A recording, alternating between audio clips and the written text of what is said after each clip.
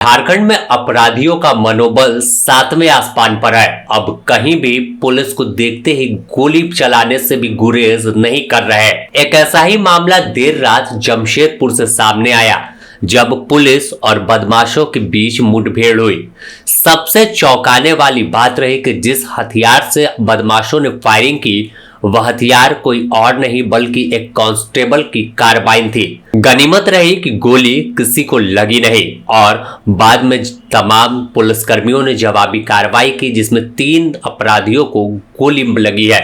इस घटना के बाद घायलों का जहां अस्पताल में इलाज किया जा रहा है, लेकिन पूरे मामले में सवाल भी खड़ा हुआ कि आखिर अपराधी बदमाश इस तरह कैसे खुलेआम कोई वारदात करते हैं।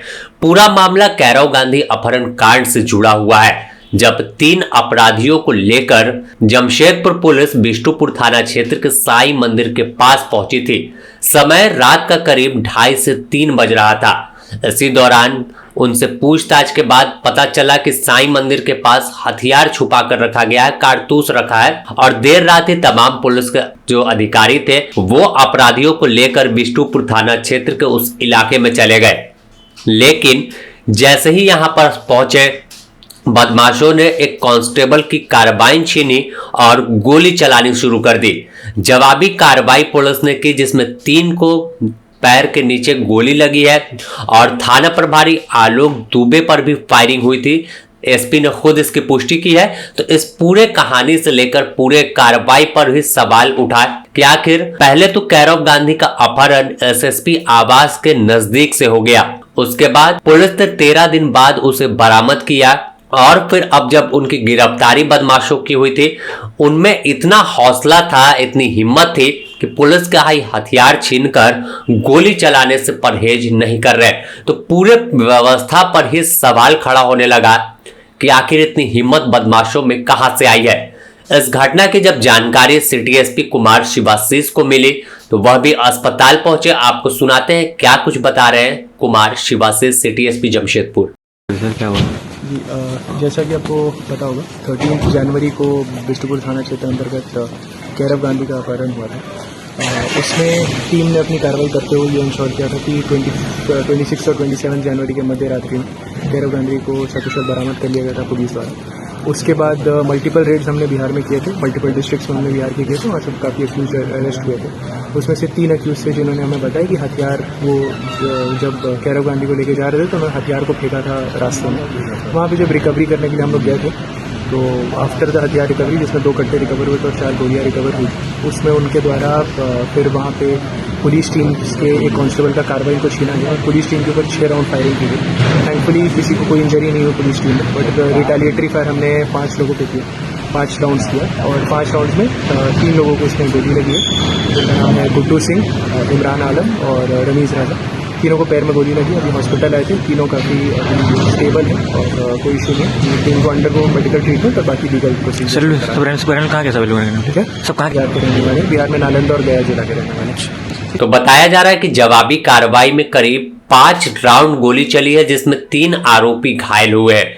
तीनों आरोपियों को पैर में गोली लगी है और सभी कैरव गांधी अपहरण कांड के आरोपी है कि इन्होंने ही जो है कैरव गांधी को अपहरण किया था और सभी बिहार के रहने वाले हैं। अपराधियों में गुड्डू सिंह, मोहम्मद इमरान और रमीज रजा शामिल है। नालंदा का नेटवर्क है और नालंदा और गया इलाके में यह तीनों रहते हैं। कैरव गांधी अपहरण कांड के मुख्य आरोपी बताए जा रहे हैं। पुलिस के मुताबिक अपहरण करने के बाद फरार थे और हथियार के साथ छिपे थे। मुठभेड़ में कार्बाइन सहित कई हथियार बरामद किए गए हैं और पुलिस पूछताछ में कई खुलासे कर सकती है। बता दें कि कैरव गांधी का अपहरण 13 जनवरी को किया गया था, जिसके बाद से पूरे झारखंड में बवाल मचा था। मुख्य विपक्षी पार्टी भाजपा ने भी सवाल उठाया था और विधि व्यवस्था को लेकर सरकार और स्थानीय पुलिस को घेरा था। लेकिन घटना के बाद 27 जनवरी को पुलिस ने अपहरणकर्ताओं के चंगुल से छुड़ा लिया। जानकारी निकलकर सामने आई कि हजारीबाग इलाके से नेशनल हाईवे के पास से इन्हें अपहरणकर्ताओं के चंगुल से छुड़ाया गया, जिसके बाद यह अपने घर पहुंच गए। इस पूरे मामले पर खुद झारखंड के डीजीपी तदाशा मिश्रा भी जमशेदपुर पहुंची थी और एक हाई लेवल बैठक कर पूरी रणनीति बनाई थी कि कैसे उद्योगपति कैरव गांधी को चंगुल से अपहरणकर्ताओं के छुड़ाना है और कैसे उन्हें वापस उनके घर तक पहुंचाना है।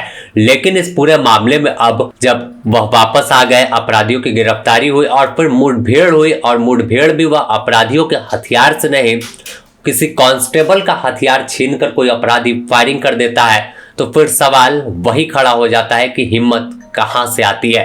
खैर, बने रहे द न्यूज पोस्ट के साथ, इससे जुड़ी और भी अपडेट आपको देंगे कि पूरी कहानी क्या है और कैसे पूरे मामले में पुलिस अब आगे क्या कार्रवाई करने वाली है, और इस पूरे मामले में और कितने लोगों का नाम सामने आएगा और कितना सिंडिकेट बनाकर झारखंड से बिहार तक ये तमाम अपराधी काम कर रहे थे। जमशेदपुर से रंजीत ओझा की रिपोर्ट।